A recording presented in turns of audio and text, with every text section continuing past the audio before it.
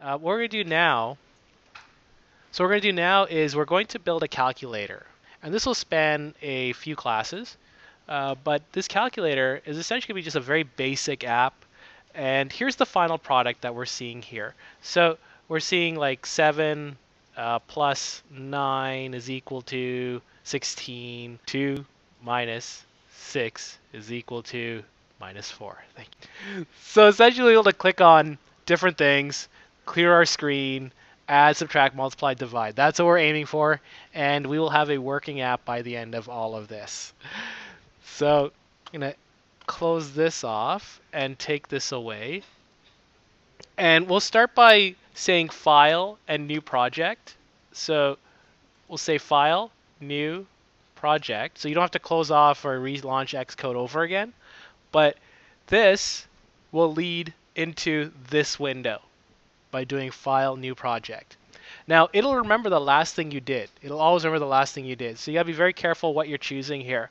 It remembers that we did OSX application and command line tool.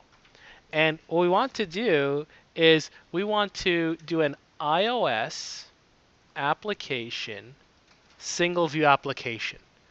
And we're only ever going to do single view applications in this course. We could do a page-based or a tab-based or a master detail or a game, but really the single view application has everything we need to get started with what we want to do. So we're going to start with single view application. And of course, you can add tabs afterwards. You can add pages afterwards. You can add all those other things after the fact by starting off with a single view application. So all they're doing is they're just adding the default code that they need to just help you start sooner and faster. That's all. So we'll stick with single view application. It's good enough. We'll hit next. We'll give this a name. I'm going to call this one W3 calculator. And we'll have organization name, organization identifier is good enough. Our bundle identifier becomes com.prog31632.w3 calculator. And language is Objective-C, device is universal. We could choose Swift if we wanted for language. Devices could be just iPhone only or iPad only, or universal to say both iPhone and iPad friendly. And then we'll leave the other three unchecked. So there's core data, which is a utility for helping us to remember information. And then we have unit tests. We have our custom unit tests added to this. But the newest thing for iOS 9 is UI tests. So we can create user interface tests. So click on this button, do this other thing like enter the text box, move this switch, move this slider. That can actually be done in an actual test and automated for us. So we can include UI tests as well. That's brand new for iOS 9. Ironically, it received thundering applause when they announced it at the conference this past June. But yeah, you have the option for UI tests as well. So we'll hit next, and we'll give it a home. Next to W3 debug. I won't worry about a Git repository. Won't add any other project or workspace. So we'll just hit create. And it'll create a folder called W3 calculator for me next to W3 debug. But what we're seeing here is we're seeing our project, W3 calculator, and we're seeing our project settings. So bundle identifier, versions, I could say version 2.0, version 3.0, and so on. Deployment target, iOS 9, I could change that to 9, 8.4, 8.3, 8.2, 8.1, whatever I want to do. Orientation, so portrait versus landscape left versus landscape right. Right? And so I could hide the status bar. I could say requires full screen. I could have like linked binaries and frameworks, so I can add in other frameworks. So for example, I could bring in the address book framework. I could bring in CloudKit, Core Audio, a number of different frameworks available at our disposal. But what we're going to do is we're going to look at the different files we have. So in the last project we did, we talked about app delegate, we talked about view controller in the previous. Now, what we're going to do is we're going to take these and we're going to organize them. Because over time, as you add more and more files to your project and you grow your project, you're going to have a ton of files, especially with images. You're going to have a ton of image files. They're going to be all over the place. It doesn't do anything in alphabetical order. You can look here in this list. There's nothing alphabetical order about this list. So you'll have a horrible time trying to navigate through your files just to jump from file to file to file. So it's best to organize these into things that will be easier for you to see. So they're called groups. So what I'm going to do is with W3 Calculator, I'm going to right click. I'm going to say New Group. And it will create a new group. And I could change this to be, I'm going to call it Special Classes. And I'll right click again and say New Group. And I'll call this one Images. So we'll create a bunch of groups. So I'll say New Group again. This one will be Sound. Okay, we'll say New Group. And View Controllers. And I'll talk about each of these in a moment. And finally, one more. New Group. And I could call this Nibs. Okay? So create all these groups. Each has a purpose. The purpose here is that we want to organize our files in such a way. Now, I'm going to move appdelegate.h&m. So if you hold down the command button, you can actually drag your file. You can multiple select. And I'm going to drag these to special classes, actually. I'm going to take viewcontroller.h&m, drag these to view controllers. And I'm going to take main storyboard and launch screen.storyboard and move these to nibs. Okay. So now, I'm going to leave everything else. They look fine as the way they are. We could continue on organizing stuff into proper groups, but this is good enough for now. So I'll start with nibs. There's a reason we call it nibs. So in fact, you can call it anything you want. You can call it storyboards, you can call it whatever you want, but I'm accustomed to the old way of doing things. Before storyboards were built or implemented in iOS 5, they had to create separate files for each screen. In the storyboard now, we can throw all of our screens into one storyboard file. But before, you had to actually create one file per screen or per view. And those were .xib extensions, file extensions, or another nickname for it was a nib file. Right? They used to call it a nib file. So we would put all of our nib files in a folder called nibs to keep things organized. Right? And so it's just a carryover. You can call it storyboards if you want or whatnot. But one thing I will point out as well is that we have main.storyboard and launchscreen.storyboard. So in iOS 8 and earlier, you had launchscreen.xib. Right? Now we have main.storyboard and launchscreen.storyboard. So you can also the other thing with the launchscreen.xib was they pre-populated it with a label that had your project name and like copyright 2015 and so on. So it actually you knew you had a storyboard file or sorry, a launch screen file there. But now you gotta be very careful you don't mix the two up. So launchscreen.storyboard is blank. And so is main.storyboard. So it's very easy for you to mix the two up and accidentally do your work in launchscreen.storyboard and then realize, oh wait, I was supposed to put that stuff in main.storyboard. So when you actually launch your app, the launch screen being sort of your splash screen, it would have put all of your stuff there for a second and then everything would have disappeared and you'd be really confused as to why it's disappearing. But really you accidentally put your stuff in launch screen as opposed to main. So gotta be very careful with that. Okay. Now, view controllers house our view controller files. We'll get more into that later on in the example here. Sound files, you put your sound files in here. Image files, your image files go in here. You may even find yourself putting subgroups in here for buttons versus backgrounds versus anything else, right? And then special classes, I threw the app delegate inside special classes, so you can put anything you want there or rename that to anything more relevant to what you're accustomed to. Now, one thing to note is that I created all these. They look like folders, right? And I can see the file directly. Anytime I want, I can just right click on a file and go show in Finder. And it'll bring up Finder. And it'll show me the file. But notice that all of these folders I just created don't exist here. That's something to really keep in mind. These folders are just exclusive to Xcode. It isn't actually going into the file system and creating those folders for you. It's not.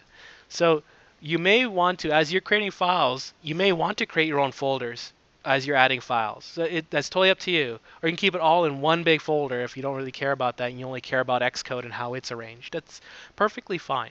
But just to note that if you're creating a folder here, it doesn't translate onto the file system. Okay, so that's something to keep in mind. All right, so what we're going to do here is we're going to start with main.storyboard. And today we're going to focus on just creating that calculator homepage. We won't worry about a splash screen. We'll just start off with calculator homepage. And so what we're going to do here is, what you see here is you see a generic phone screen size. Like there's really nothing specific about it. And so what I like to do is I like to attribute it to a particular screen so I know what I'm dealing with. Now we could use auto layout, but we won't in this course because we're going to focus on just one screen at a time here. So if I highlight the yellow circle here, I'll see under my attributes inspector, size. And size is inferred, and I'm going to change that to be one of the iPhone sizes. I'm going to choose iPhone 4-inch. Now it's a bit misleading, even though it is a 4-inch screen, it's actually an iPhone 5. Right? The 4-inch screen represents an iPhone 5, the 3.5-inch screen represents an iPhone 4 and below. And then you've got the 4.7 is iPhone 6, the 5.5 is 6 Plus. Okay, and then you've got the other iPad screens that you can work with, an iPad Pro and so on. I'm going to stick with the 4-inch for myself.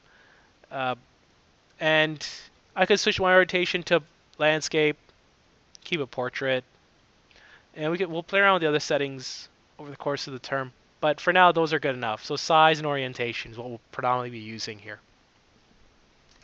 So now I have this screen that's an iPhone 5 screen. And I'm going to start off with bringing up a label. So if we look over here, we have this third option highlighted. We can search for a label with the search bar at the bottom. And I can drag over a label, and I can resize it.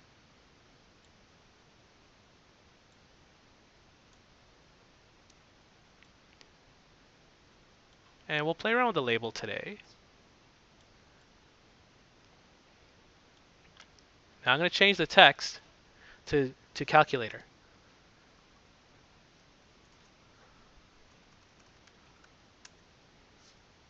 I'll center it.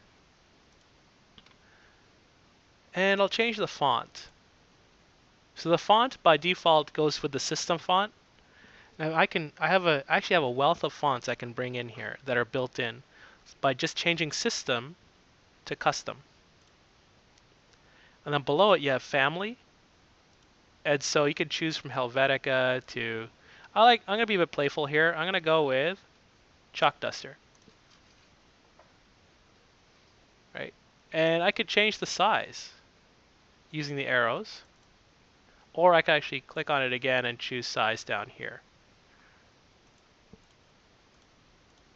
So I'll use a 24 font. Play with the color as well. So color above. Now color is a bit tricky. Now first of all, it shows you your recently used colors. But also when you go to other, by default you see this. All black. And you wonder, well, where's the color?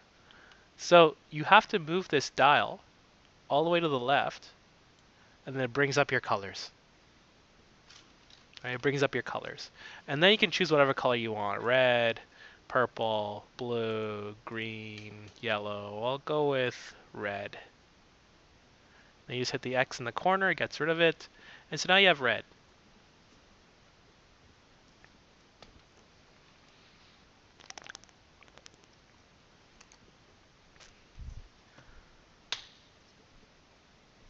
And so we have a title for our home page here. This app will only be a single page app, so we're going to put everything on the home page. Now we want to bring over another label in this case. And I'll resize it to match.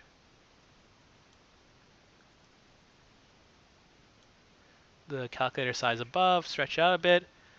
Now this label is going to house my digits. So it'll have the digits I've pressed, it'll have the answer, so it'll have everything that's going on in the calculator in real time. I'm going to make it left justified because that's what all calculators look like. They're all left justified. And so what we have here is our label that's going to output the information that we have. And I really should change it to like 0 or something to really make it look like it's a calculator. But I'm going to leave it as the word label on purpose so we can illustrate how we would actually modify that label behind the scenes in code. So I'm going to leave it on purpose like that. Our next step is to bring in a button. So I'm going to search for a button.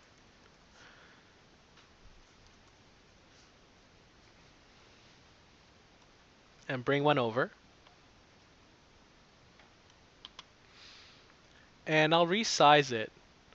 So I can resize it by stretching it out. Or, because I'm going to be using the same button size over and over again, I'm going to switch over to the size inspector. I'm going to resize it here by hard coding the value to be like 50 by 50. So 50 width, 50 height. And the size inspector also doubles as a location inspector as well. So I can have my XY location with respect to the top left-hand corner.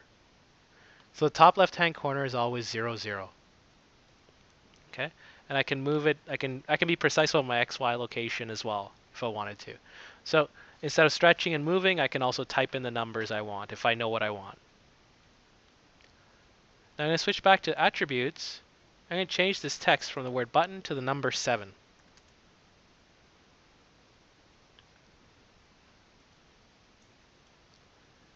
And I'll put it up here. Now, I'm going to have a number of buttons here, 16 buttons in total, that are identical in size. Right? So I could drag over 16 buttons, but why reinvent the wheel? So what I'm going to do here is I'm going to copy. So I'm going to highlight this button. I'm going to do a Command C to copy, click away, Command V to paste. Maybe I'll do it another one again. So that'll represent 8. This will represent 9. I'll do it a third time, Command V, or yeah, to put the plus sign there. So maybe I'll rearrange these to look a little bit more like a calculator, where there's a bit of a gap between my digits and my operation. So yeah, we're 7. This will become 8. Become 9. And this will become a plus.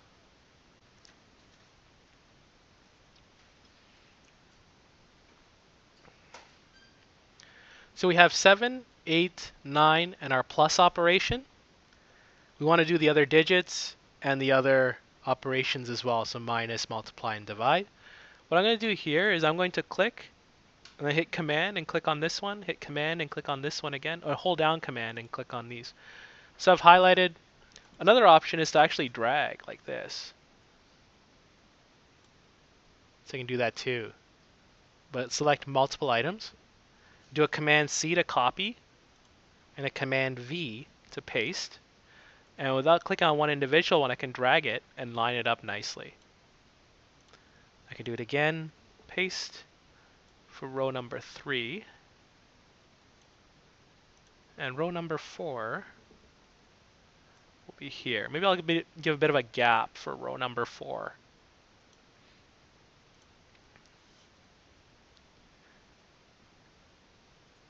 And now I can go ahead and edit each of these buttons individually and change them to what I want them to be. So this will be a 4, and then 5 and 6.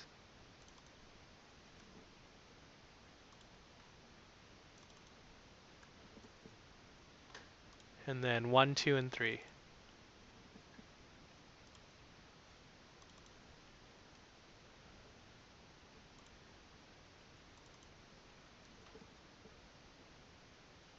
And on the side we have plus, we'll make one a minus. Multiply. And divide. And then down here at the bottom, we'll have the letter C for clear. We'll have 0. And we'll have our equal sign.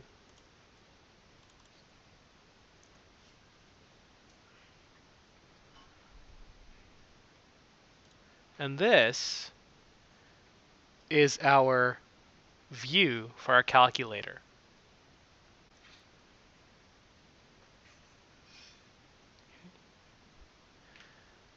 So if we run this, first choose the device you want to run it off of. So I chose a 4-inch screen. So I want to make sure I run it off of a iPhone 5 or 5S. Now you can run it off of any device you want. It'll just be placed in an awkward position. That's all. But you're more than welcome to run on any device. I'm going to switch to 5S. I'm going to run it. And it'll build. And it'll link. And it'll combine two storyboard files. Combining the storyboard files seems to take the most time out of all of this. So you end up sitting here compiling storyboard files. Build succeeded. And what we'll have here is a blank splash screen. And eventually your calculator will come up. And you'll have buttons, but they won't really work.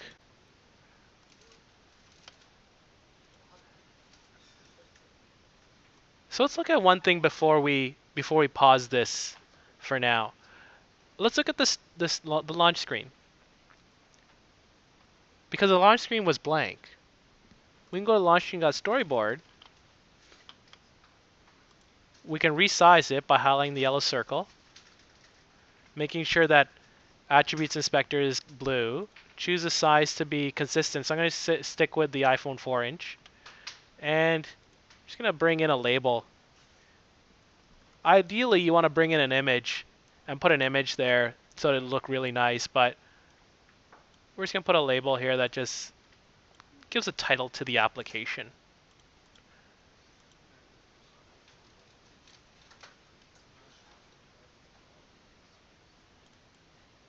And let's call it My Calculator. Maybe put a second label that says loading.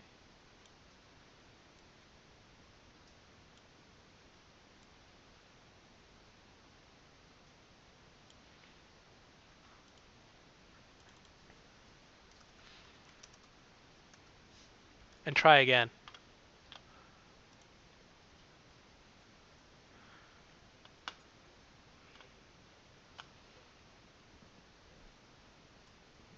Build succeeded. Bring in our simulator. Now it says My Calculator, loading, and gives us the calculator. So now it gives you more of a responsive look to it. So we saw the blank white screen for a while, but we couldn't really tell if it was working or not. That's the challenge, right? So now we have a splash screen that comes up. We have our home page with our calculator that comes up and running. So what we'll do is we'll pause at this point, and we'll continue on afterwards where we actually build in the functionality for this calculator. We write the code behind for supporting this calculator.